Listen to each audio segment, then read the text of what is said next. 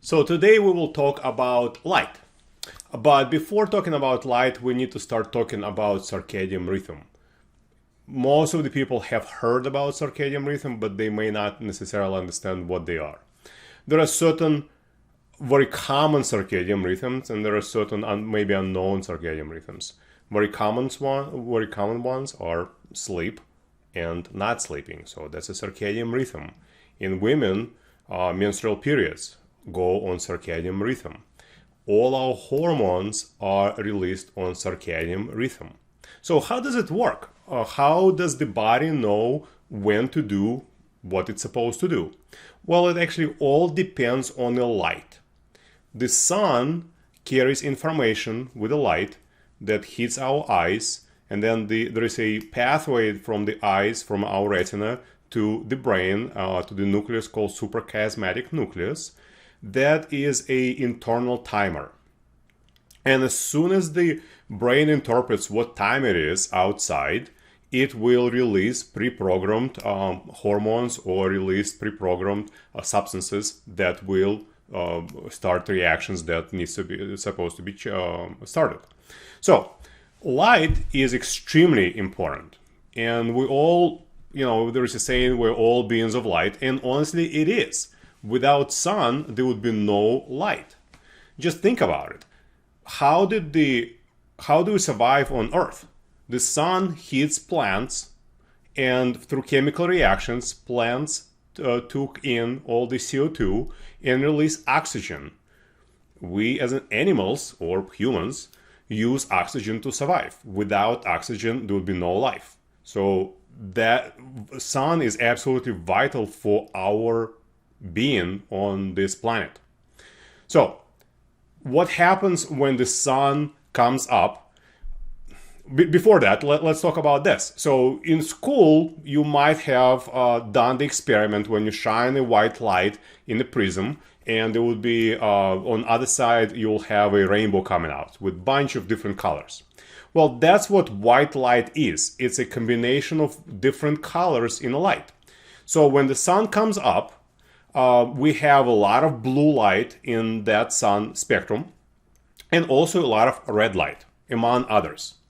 And what it tells our body is wake up, stop releasing melatonin, start being more active, be more productive. And the sun comes up to the zenith, you have much more blue light, a little bit less red light. And again, it tells our body, wake up, continue working, it is still time to work. As the sun comes down to the sunset, there's basically no blue light, and it's mostly red light spectrum in that sun. And that signals our body, start releasing melatonin, it is time to sleep, it is time to rest, it is time to restore your brain. So this is a normal circadian rhythm. And on this picture, you can see that this is a spectrum of a light on the right side on top of the sun in the morning. Then you have a spectrum of the sun in the mid-afternoon. And then you have a spectrum of sun that is in the evening. But then you can see on other side the spectrum of the light bulbs that we use. And we can see that vast majority of bulbs produce mostly blue light. So what happens? In the morning when we're exposed to blue light, it's perfectly fine. So it's really not, it does not really conflict with our physiology. That's why in some cases we actually do recommend blue light in the morning, like in seasonal affective disorders. But in the evening, when we're exposed to blue light in the evening from the light bulbs, from our TV screens, from our computer screens, from our phones, all of a sudden your body is getting mixed messages. It worked for 12 hours. It knows that it's kind of about to go to bed, but at the same time, eyes are getting the signal that it's bright blue light outside, so it should be a daytime. So body is getting confused. And all of a sudden, if that continues for a very long time, and especially if there would be some other environmental factors that will be playing a role, then the body will start breaking down because it's just not able to release all the hormones on time, and all the physiological processes that's supposed to be driven by those hormones will be kind of messed up.